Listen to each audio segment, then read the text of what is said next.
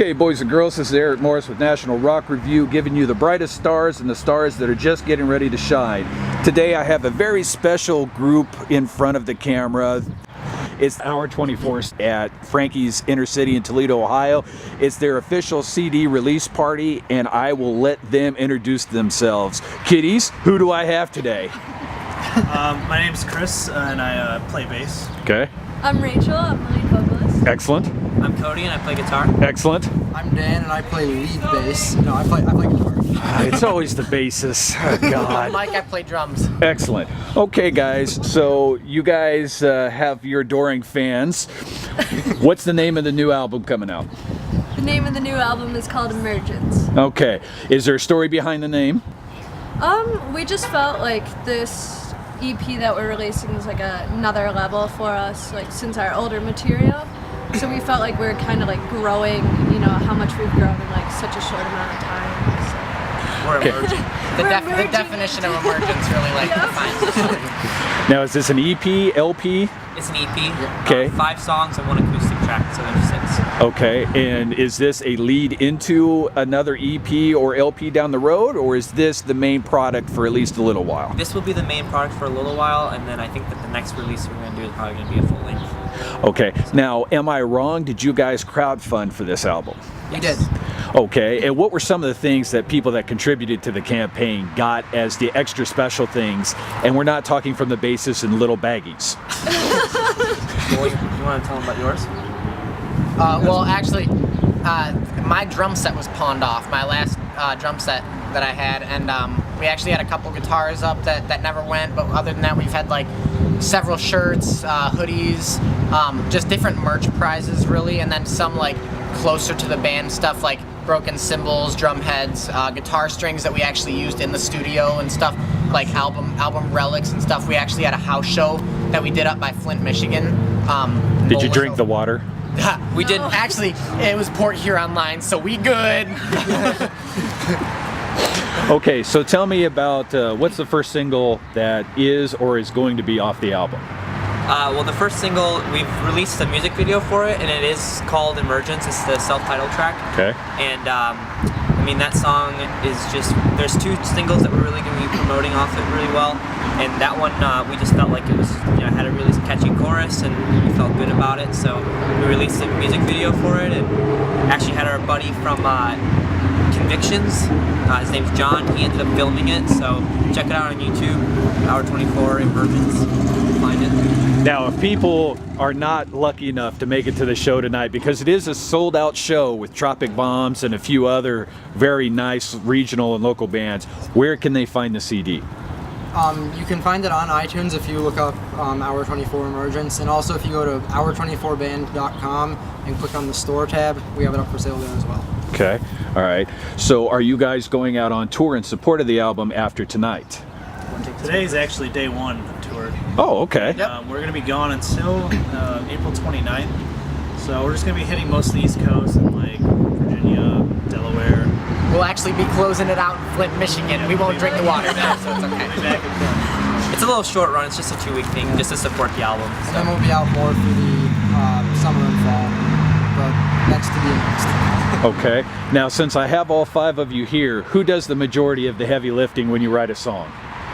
It's actually been a pretty fairly even process. Yeah. Actually, Chris joined the band after we wrote most of the stuff, so, but I mean, I see every intention that we're all pretty even contributors here. Yep. Okay. Now, just for the audio geeks on the other side of the glass, who did you have help you with the album?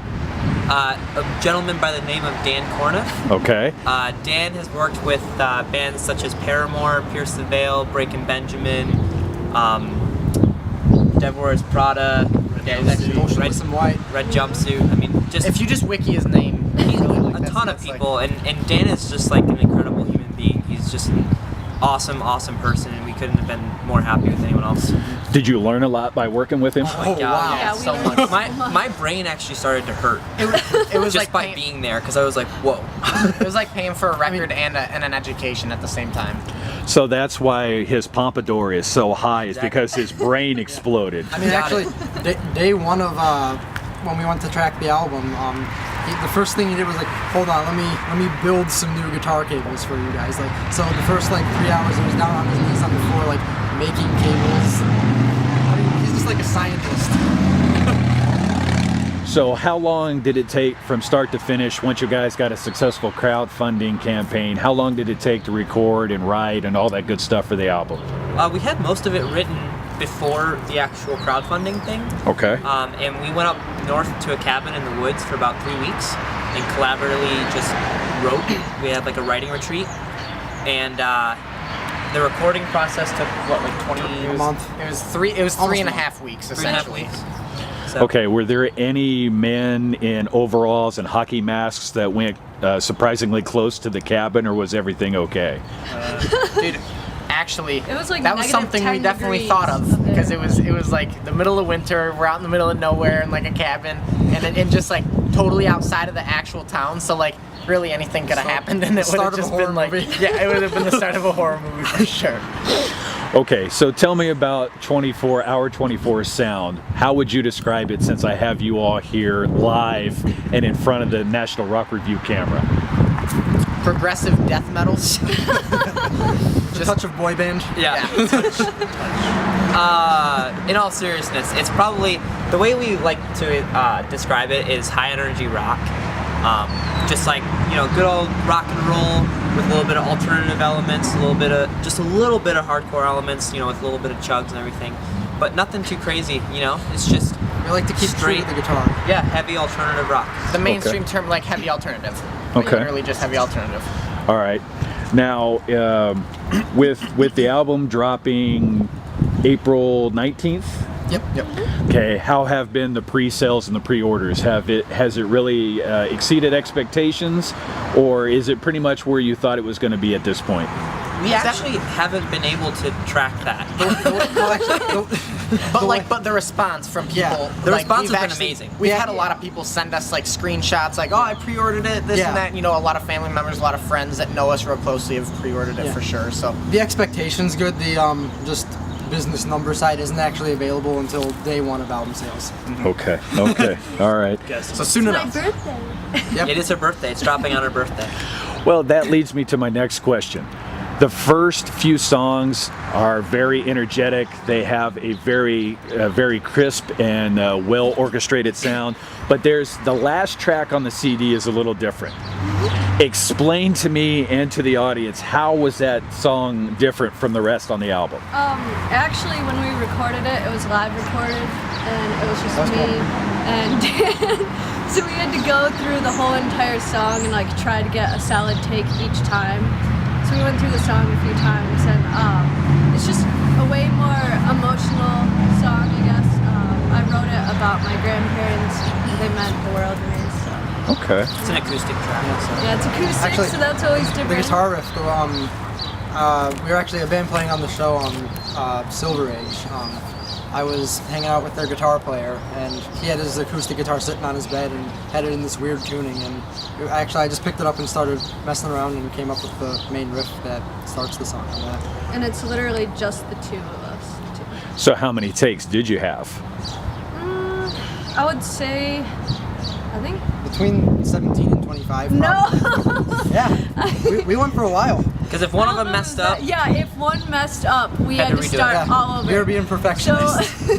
I was like, oh, I'm doing awesome, and then he would hit one little wrong note, and then we would start over, or we'd be doing incredible, and my voice would crack randomly. Really?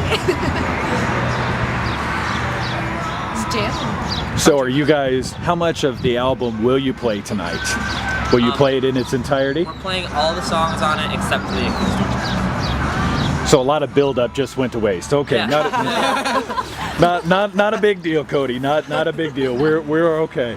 So after tonight, where are some of the spots that people can look for you to catch you live and in person on their own? This short little run that we're doing here, we're doing Pittsburgh, Delaware, West Virginia, Virginia. Ohio, Michigan. That's So- about it. I think that's about it. And then pretty much by the end of 2016, we'll probably be hitting most places in the U.S. at least once. Now, you guys have a reliable transportation, right? You're not going to break down halfway through the tour, are you? I certainly hope not. Yeah, I was about to say, don't even start with me there. And for the love of God, you're going to park in a well-lit area. Yes. Oh, yeah. And make sure the trailer is on lockdown. Maybe a couple of German Shepherds. Yep.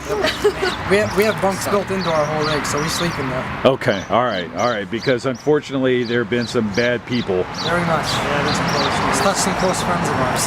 Yeah, no doubt. Okay, so I heard by the metal birdies that are all around us that you have another single that's getting ready to come off the CD in music video form. Yes. What song is that? That one is called Stack the Deck. Okay.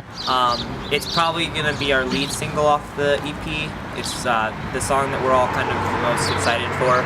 And the music video is awesome as well. Yeah, we're just waiting for it to get completely done. It's like probably 80% of the way there. Okay. And it's based off the movie 21. Have you ever seen that? Starring Kevin Spacey. Okay. So it's like blackjack counting cards kind of thing. Okay. So it's kind of got like a casino setting. So it's really cool. It's gonna be a lot of fun. So who was the dealer? Actually, my buddy's little brother. And we actually shot it Adam. right inside of Frankie's too. The live band was in the downstairs, and the poker or the 21 was upstairs, like in the merch room of Frankie's. So Okay. kind of brought it home with that one. So Okay. Now, with a band your size, how important is merch? Because you have an awesome setup that was going up while we were waiting to get this done. How many shirts do you guys have?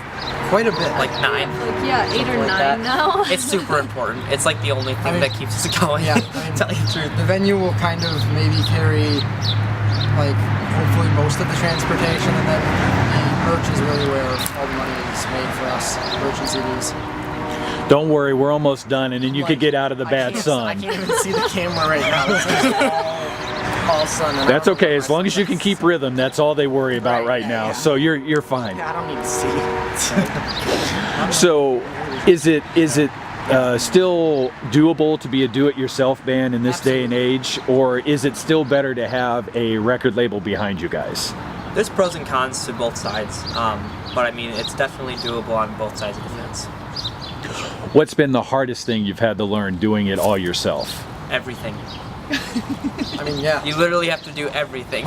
So, Tours, booking. yeah, it's a lot of work. A lot of people don't even realize how much work it The time actually is. investment, the financial investment, it's massive.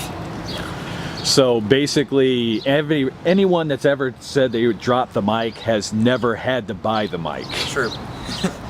Okay, all right. Okay, so a year from now, where do you guys see yourselves?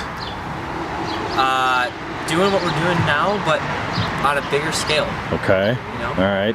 Now I have to ask the dreaded question of all bands. Where did Hour 24 come from? Since I have all 5 of you here. Oh man. Wait. In what respect? In what respect? Okay. The name of the band. Okay. Yes. No. You're not getting off easy, Cody. Sorry. You always This is our favorite question, by the way. So it's actually a really stupid story.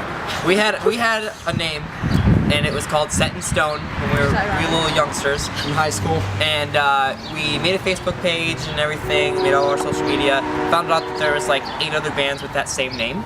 So we were like, well, we need to change the name, like now, kind of thing. And we just kept going through all these names, and they all were just terrible. And someone said, we need to figure this out within the next 24 hours. And I think Dan said, well, how about that? Hour 24. And I was like, well, it's the best we've got so far, so let's just do it. So, Dude, what about Hour 24? yeah, exactly. Pretty much. So I have to ask, because we did review the album for the website, and you have an amazing voice, and it sounds an awful lot like somebody else that's very popular. Do you have any qualms being compared to somebody else, even though your voices sound so much like, or would you really prefer to be able to stand out on your own? I've had to ask. I think it's really important to stand out, but I think in this day and age, everyone will compare any female-fronted singer to Paramore. And I've seen videos of like Pat Benatar, and people are like, it sounds like Hayley Williams, and I'm like, that's way before her time. Even beyond that, I mean, I think people like to compare. People like to be able to relate. So, I mean, it's always meant as a good thing, I think. Okay. So with the last question before we get off here, because you guys have to go take care of a really good CD release party, what has been the most embarrassing moment so far out on the road? You know, who has caught somebody listening to a guilty pleasure? You know, who has done something that everybody just teases? Are we dropping the Misfit story, or are we dropping the Falling off the stage story. Sending our sound guy to the hospital in a senior? We'll do that one. And there's a lot that There's a couple. But one night we were in Tucson, Arizona, and we were on this sponsored tour, and we had a sound guy with us, a touring sound guy, and we ended up staying at this gated community. The seniors gated. A seniors gated community, and we went to the pool and we got a lot of booze, and we got really drunk, and basically we got our sound guy like just completely wasted, and I guess he was a really bad lightweight, and he ended up like falling into, well, first of all, the pizza guy came and he's like, should I stab the pizza guy?